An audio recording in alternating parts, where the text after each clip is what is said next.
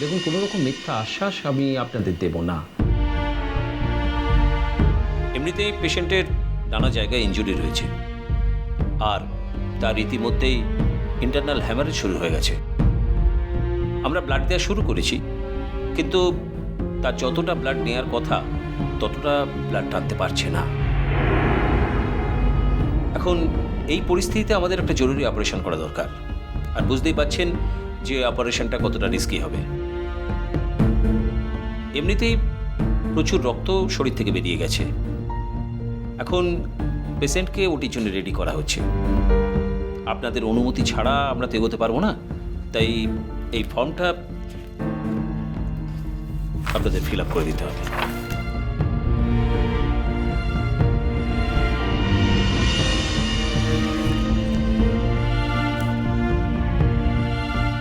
সোজা কথা বলুন না ডক্টর, যে পেশেন্টের বাঁচার কোনো চান্স নেই, এটা একটা লস্ট কেস। দেখুন, বিং এ ডাক্তার আমরা এই কথা বলতে পারি না। আমরা অপেক্ষা করি। আমরা যখন ফেল করি, তারপরও যদি অলৌকিক একটা কিছু ঘটে যায়। দেখুন না ডক্টর মিত্র, প্লিজ আপনি ওর প্রাণটা বাঁচান। আপনারা তো ভগবানের মতো, আপনারা সব পারেন। দেখুন তো কত লোকের প্রাণ আপনারা ফেরত দিয়েছেন। ওর বাঁচাটা খুব জরুরি। ও জানেন কি, ওর বাঁচাটা শুধু আমার জন্য নয়, গোটা সমাজের জন্য জরুরি। বলছি প্লিজ ওকে ওর কাজটা করতে দাও প্লিজ। ডক্টর মিত্র, ফর্মটা ফিল আপ করা হয়ে গেছে। নিন।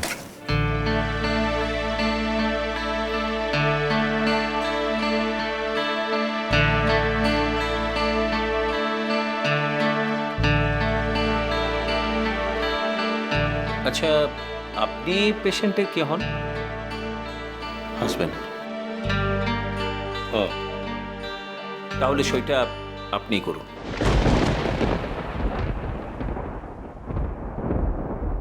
তোর দিল্লি যাওয়াটা হবে ক্লাস। সরি, আমি আমার কোনো ব্যক্তিগত বিষয়ে অন্য কারোর সঙ্গে আলোচনা করা পছন্দ করি না। বলছি বাবু, মো তো বলছে তোমার ভুলটো করে ফেলেছিলাম। ভুল করলে তার কিছু মাসুল দিতে হয় বাহা। তো সব কিছু ভুলেটো যেতে পারলি? হ্যাঁ আমি পেরেছি, কারণ আমি ভুলে যেতে চেয়েছি। মো পারবো ক্লাই, মো তোকে ছাড়া বেঁচে থাকতে পারবো ক্লাই। হচ্ছে বাবু, মো মরে তো যাবো। আমি তোমার বিরহে রহিব বিলীন, তোমাতে করিব বাস। দীর্ঘ দিবস দীর্ঘ রজনী দীর্ঘ বরষ মাস। আমি তোমার বিরহে রহিব বিলীন, তোমাতে করিব বাস।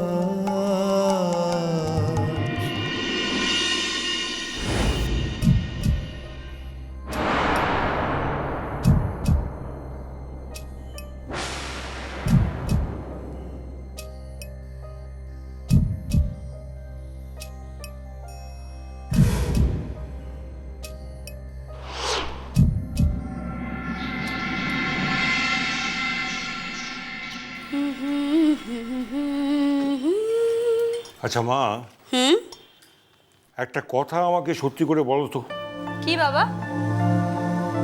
সেদিন ওই ফনাতলা সাপটাকে কি করে তুমি বশ করে ফেললে? মানে কি করে সেটা সম্ভব হলো? কি ফনাতোলা সাপ? কার কথা বলছো? বুঝি না জানো বাপু। আর বাবা ওই যে ওই রুষাকে জব্দ করার জন্য ওই কল্লোল না কি নাম, ওই ব্যাপারটা কি?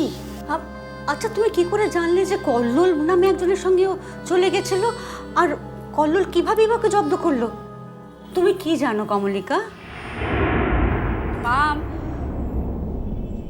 আসলে প্রথম দিন থেকেই না আমার রুষাকে খুব সন্দেহ হচ্ছিল, কারণ ও মুখে এত কিছু বলছে, হুমকি দিচ্ছে, কিন্তু একবারও কিন্তু ও থানা পুলিশ করেনি, থানায়ও যায়নি, কোথাও কোনো কমপ্লেনও করেনি।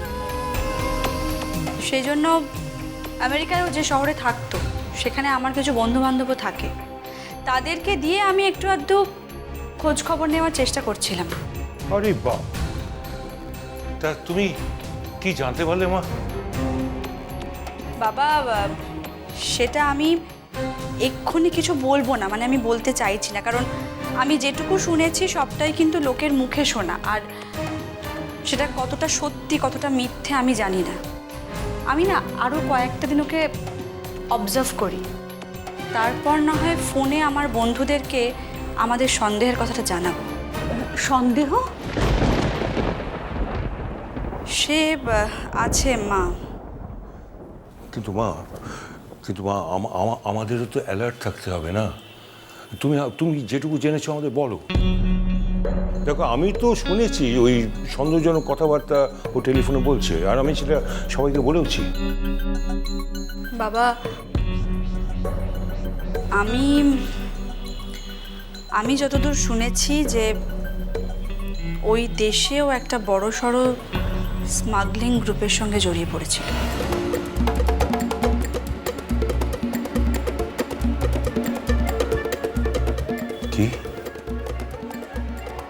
কি বলছো তুমি মা? শুধু এটাই নয় বাবা, ও দেশে গিয়েও নামও পাল্টেছে। তবে ও একবারই নাম পাল্টেছে না, বারবার নিজের নাম পাল্টায়। এই সমস্ত আরও কিছু ইনফরমেশন, এগুলো যতক্ষণ না পাচ্ছি। কি বলছো? কি সাংঘাতিক কথাবার্তা! শুনে তো আমার ভয় নিঃশ্বাস বন্ধ হয়ে আসছে। তাই তো, ও তো এবারে বইয়ের পরিচয় আছে, তার মানে বাইরের লোকজনদেরকেও তাই বলবে। মাগো, পিকলুটা না আবার কোনো রকমভাবে জড়িয়ে পড়ে। আমার কি মনে হচ্ছে জানো, ওই বাড়িতে আছে শুধুমাত্র একটা শেল্টারের জন্য। এ কি বলছো মা? এই বাড়িতে শুধু শেল্টার পাওয়ার জন্য আছে? ওর কি শেল্টারের কোনো অভাব হতো নাকি? তাছাড়া ও তো কেবল শেল্টার চায় না। না না, সে কথা বলা হয়েছে। ওকে তো বলেছি যে তোমার কি চাই বলো, তুমি কত টাকা পেলে এই বাড়ি থেকে যাবে, কিন্তু ও বলেছে। আমি জানিও কি বলেছে। টাকা পয়সার জন্য কি আর স্বামীকে বিক্রি করা যায়? তাই তো। তাহলে তা বলেছে ঠিকই বাবা, তবে আমার মনে হয় না যে ও ধ্রুবর ওপর অধিকার কায়েম করার জন্য ধ্রুবর জন্য থানা পুলিশ করবে। না, আমার আরও কিছু খবর নেওয়ার আছে, আরও একটু খবর দরকার। সেই জন্যই আমি তোমাদেরকে এক্ষুনি কিছু বলতেও চাইছিলাম না। মানে আমার বান্ধবী যে মেয়েটির কথা বলেছে সে যদি রুষা হয়, তাহলে সেটা প্রমাণ হলেই সমস্ত রহস্যটা ক্লিয়ার হয়ে যাবে, সব পরিষ্কার হয়ে যাবে। তবে বাবা, আমি ওকে বলেছি যত শিগগিরই সম্ভব আমি রুষার একটা ছবি ওকে পাঠাবো। হ্যাঁ, তাই কর তোমার, তাই কর। এত টেনশন নিয়ে আর থাকা যাচ্ছে না।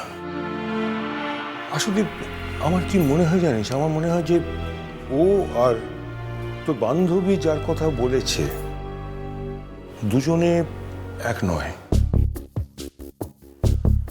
ও যদি কোনো খারাপ কাজের সঙ্গে জড়িয়ে পড়ে সেটা এদেশে এসে হয়েছে,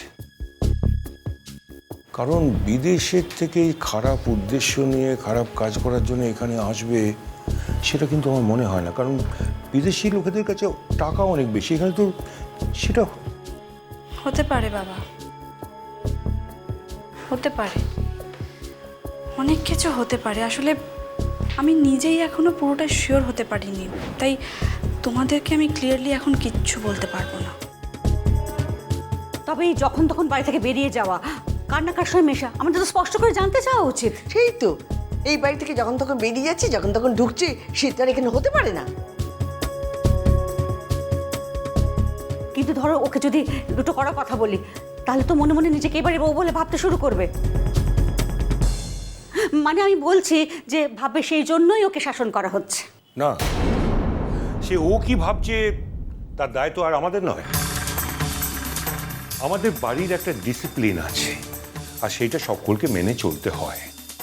আমাদের বাড়ির যে কোনো সদস্য যা ইচ্ছে করবে সেটা তো আর হতে পারে না। আর ও যদি সেটা মেনে চলতে না পারে তাহলে এই বাড়িতে থাকবে না, বাস। তা তুমি আজই বলো না কথাটা। এখন যখন ভয় ভয় আছে, একটু দমে আছে, তখন তুমিই বলো কথাটা। অবশ্যই বলবো, আমি বলবো। ওর উপর এমন চাপ সৃষ্টি করব যাতে এই বাড়িতে থাকবার কোনো এক্সকিউজও না পায়।